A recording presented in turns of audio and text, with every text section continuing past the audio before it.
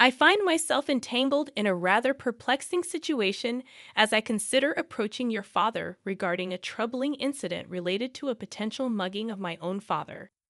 Indeed, suspicions have arisen concerning your father's involvement in this alleged mugging. Currently, he is situated at home. Would you be open to allowing me a brief audience with him for an inquiry? The police officer displayed a momentary sense of bewilderment in response to my request, his expression betraying a subtle confusion. Despite this, he eventually agreed, stating, "Please, let me see him." Consequently, I led the police officer into the confines of my home, unlocking the door to reveal my father's presence. Upon beholding my father, the police officer was visibly taken aback by the unexpected revelation. This incident transpired a few months ago, and as I reflect upon it, I feel compelled to share a bit more about myself. My name is David, and I am currently a fourth-year university student. Despite my aspirations to work for a prominent company, there lingers an unresolved dilemma within me.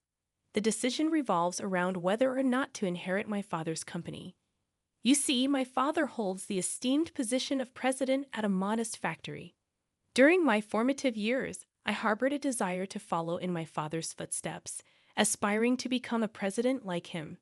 However, as I entered my rebellious phase, I distanced myself from this ambition, feeling a sense of embarrassment towards my father perpetually adorned in work clothes stained with oil. This sentiment persisted through my teenage years, and to some extent, endures even now. As I matured into adulthood and engaged in part-time employment, my perspective on my father began to shift. I developed a newfound respect for his tireless work ethic, which sustained not only our family but also supported numerous employees and their families. Yet despite this growing admiration, an underlying sentiment lingered. A perception that the conventional salaryman, donned in a suit and toiling diligently, possessed a certain allure absent in my father's occupation. The narrative takes an intriguing turn when, during a shopping excursion with my father, we were unexpectedly hailed from behind. Turning together, my father and I encountered Richard, a contemporary of my father's from high school. Dressed in a suit and on an external sales trip, Richard hailed from a prestigious corporation. In the course of our conversation, Richard casually inquired if my father had indeed assumed control of the family business. This revelation prompted Richard to express disdain for what he referred to as the dirty little factory managed by my father, emphasizing the incredulity that a high school graduate could rise to the position of president. Stunned by Richard's derogatory remarks, I found myself grappling with the realization that the factory in question was initiated by my grandfather, making my father the second-generation custodian of this familial legacy. I had long been aware that he had assumed control after graduating from high school. However, the revelation of a classmate mocking him caught me off guard. Richard maintained a silent smile while addressing my father. "So, did you manage to expand your father's factory? You did mention during high school that you intended to take over the company and make it bigger." To this, my father admitted, "Unfortunately, I lacked the business acumen, and that dream didn't materialize. It seemed inevitable that I excelled in practical skills but lagged behind in intellectual pursuits. Nonetheless, I felt relieved that our family didn't face financial ruin." Richard chuckled heartily, playfully slapping my father on the shoulder. "Well, David, we'll catch up at the next reunion. I've got more work to do," he added before leaving. My father looked slightly uncomfortable, prompting me to redirect the conversation. Suggesting a change of topic, my father proposed that we continue shopping. At that moment, I couldn't shake the feeling that my father's work had been belittled without any response from me. The internal debate about whether to take over my father's company or pursue a career at a prestigious corporation leaned decisively toward the latter. A few weeks later, fate intervened as my father's alumni association event took place at the bar where I worked part-time. Despite the bustling atmosphere, I managed to serve at the table hosting my father's gathering. Fulfilling my duties silently, I approached the room where the alumni association was held. My father warmly greeted me, introducing me as his son to those present. Though similar in appearance, I maintained a serious demeanor, responding awkwardly to the teasing of my father's inebriated classmates. Richard, seated nearby, noticed our interaction and remarked, "We met recently too, David, right? Are you planning to take over your father's small factory?" This question added another layer to my ongoing contemplation of my professional path. When I truthfully admitted to still contemplating my decision, an unpleasant alcoholic breath emanated from Richard, leaving me repulsed. Boisterously, he exclaimed, "Stop it. Your father's company is nothing extraordinary. David should consider working for a company like mine instead of inheriting such a lackluster business." Despite his inebriated state, Richard proceeded to boast about his professional achievements, narrating a career history that began as a mere assistant but now claimed the head of accounting position. A sense of unease crept over me as I sensed discrepancies in his narrative. I sensed that something was amiss, but I chose to keep my concerns to myself, wary of potential complications that might arise from challenging him.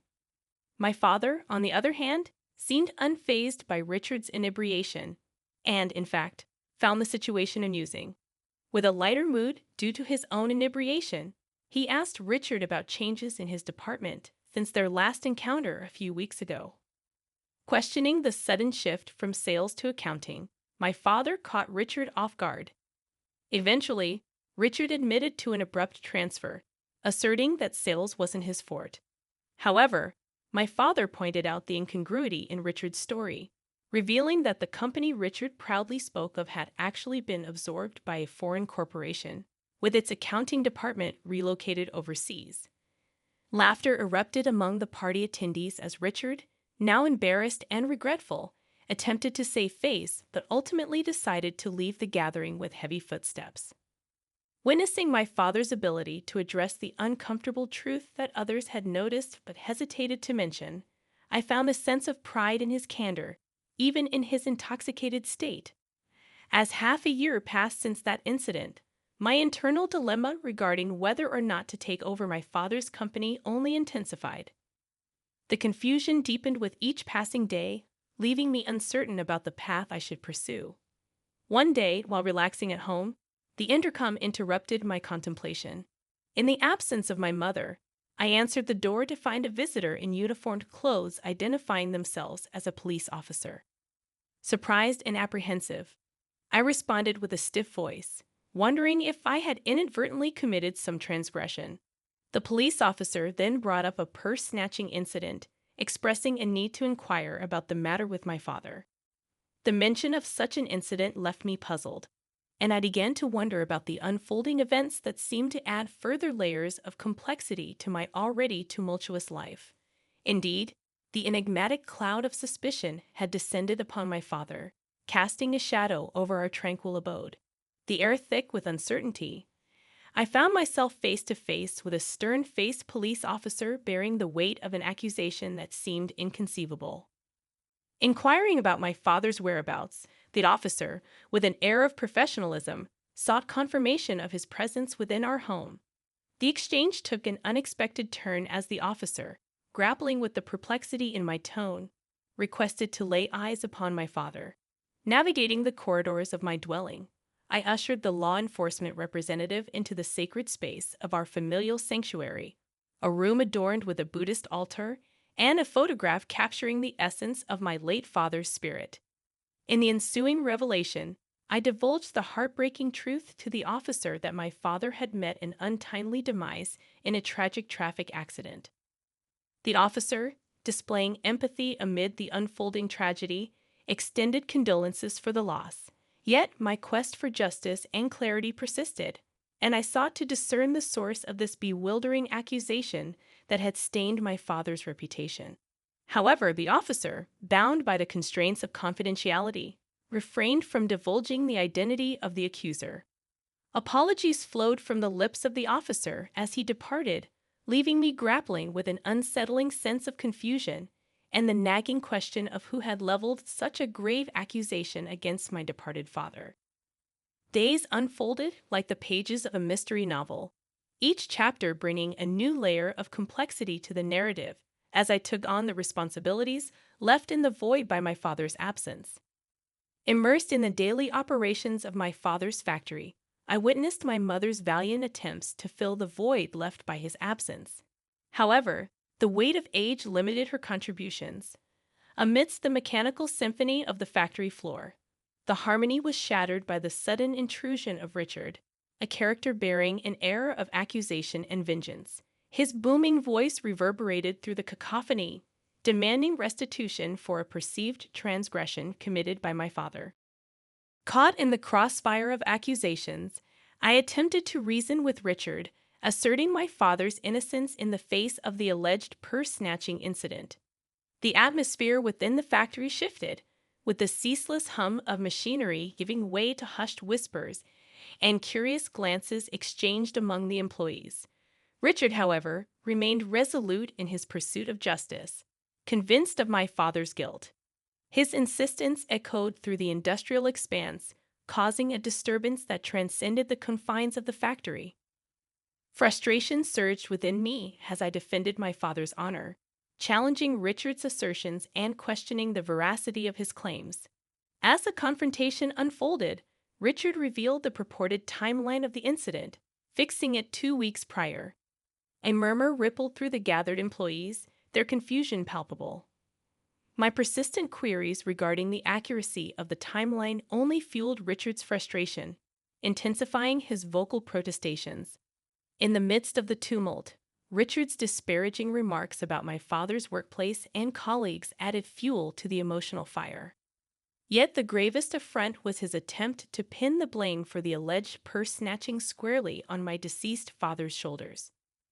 My chest tightened with a mix of anger and sorrow as Richard persisted in his accusations, seemingly oblivious to the irrefutable truth, eliminating the fact that my father, the subject of this tumultuous ordeal, had met his end in a tragic traffic accident a month prior. The realization hung heavy in the air, a poignant reminder of the fragility of life and the injustice faced even in death. Richard appeared as though he had ingested an entire pigeonhole, and with an amused expression he muttered, "Ha!" Undeterred, I pressed on, questioning the incredulous accusation he had just hurled in my father's direction. How could my father snatch purses when he passed away just 1 month ago? Perhaps there wasn't any purse snatching at all, I asserted. However, my skepticism wasn't merely based on the recent events. It was rooted in the knowledge I had gained during our class reunion. It came to light that Richard, since his school days, had been a habitual liar. This revelation occurred during the reunion, where I discovered that his dishonesty had deep roots. Moreover, it turned out that Richard had harbored a long-standing jealousy toward my father, dating back to their school days. This envy sprouted from a romantic rivalry. The girl Richard liked had chosen my father over him. This petty jealousy had fueled an unnecessary rivalry, leaving me unable to forgive Richard for attempting to tarnish my deceased father's reputation with baseless accusations. As Richard persistently asserted his unfounded claims, an interjection from another direction pierced the air. Someone emphatically shouted, "Your president wouldn't do something like that." Our president is a serious person who walks around with honesty, teaching technology, and encouraging independence. He always considers the well-being of the staff and business partners, prioritizing that over profits. The voices praising my father began to multiply, and I felt a mix of emotions, including shame for once thinking my father's work was embarrassing. Amidst the rising tide of support for my father, Richard, trembling and tearful, found himself on the receiving end of an unexpected defense of my father's character by the factory workers. It was a poignant moment that revealed my father's true standing among his peers. In the aftermath, I dealt the decisive blow to Richard by pledging to consult with the police over his false accusations against my father. Overwhelmed and unable to counter the mounting evidence, Richard raised his voice and fled the factory. True to my word, I reported Richard's false accusations to the police, supported by a recording of his statements made by a thoughtful staff member during the heated confrontation. The presence of irrefutable evidence expedited the legal process, leading to Richard's swift apprehension. His attempt to frame my father backfired, transforming his lie into a crime for which he paid a penance in jail. The relief I felt was palpable, knowing that Richard had received the comeuppance he deserved. Days later, Richard's supposed wife sought redemption and arrived at our house with a gift box, apologizing to me and my mother. She confirmed that Richard's actions were a result of the wounds he suffered at the reunion. As it turned out, Richard, once an elite employee, had been fired from his company, struggling to secure new employment. His lies about being an elite crumbled under scrutiny, especially when his inebriated confessions exposed the inconsistencies, ultimately leading to his own embarrassment and downfall. As he grappled with mounting resentment towards my father, an insidious plan began to take root in Richard's mind, a sinister plot to frame him. The sheer audacity of Richard's intention left me utterly disgusted, particularly when I learned of his preposterous rationale for resorting to lies and deceit. Interestingly, it appeared that Richard's wife shared my sentiments. She confided in me, expressing her profound disappointment in Richard's actions and revealing her intention to initiate divorce proceedings.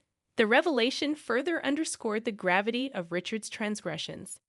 Adding to the complexity of the situation was the fact that Richard, seemingly devoid of any familial ties, had no children waiting for him upon potential release from jail. This realization cast a somber light on his future prospects. Upon my graduation from college, I found myself at a pivotal juncture. The recent passing of my father weighed heavily on my mind, and I harbored concerns about the state of the company he left behind. Motivated by a dual sense of responsibility and an unshakable desire to honor the legacy of those who had supported my father during Richard's malicious lies, I made the decision to step into the role of leading the company. The decision was multifaceted. Firstly, I felt a genuine concern for the effective management of the company in the wake of my father's demise. Secondly, the impassioned voices of the staff members who had steadfastly defended my father resonated within me. Their loyalty and dedication fueled my determination to become a president who would be both loved and respected by the staff. This incident became a transformative moment for me. Armed with a degree in business administration, I recognized my ability to manage the aspects of the company that my father struggled with. However, I also acknowledged my need to learn from the dedicated staff members who possessed valuable insights into the technological facets of the business. The staff members, driven by a collective sense of loyalty and compassion, willingly imparted their knowledge to me, often emphasizing that their efforts were for the sake of my father. Their anecdotes painted a vivid picture of my father's greatness, and with each story, I grew more appreciative of the man he was. Confronted with the realization of my father's true worth, I found myself expressing remorse for not having recognized his greatness while he was alive. Speaking to his portrait after work, I couldn't help but feel a sense of shame as I looked at my oil-stained self. Yet, I began to view those stains as tangible evidence of my father's tireless work ethic. Determined to honor my father's legacy, I pledged to become a president who mirrored his virtues. I was resolute in my commitment to make his dream of expanding the town factory, a legacy passed down since my grandfather's generation, a reality. Addressing his portrait once again, this time with newfound determination, I spoke of my aspirations and felt an ethereal connection, as if my father were smiling down upon me. From that moment forward, I dedicated myself to working tirelessly, aspiring to become a president worthy of my father's legacy and realizing his dream of expanding the family's factory that had endured through generations.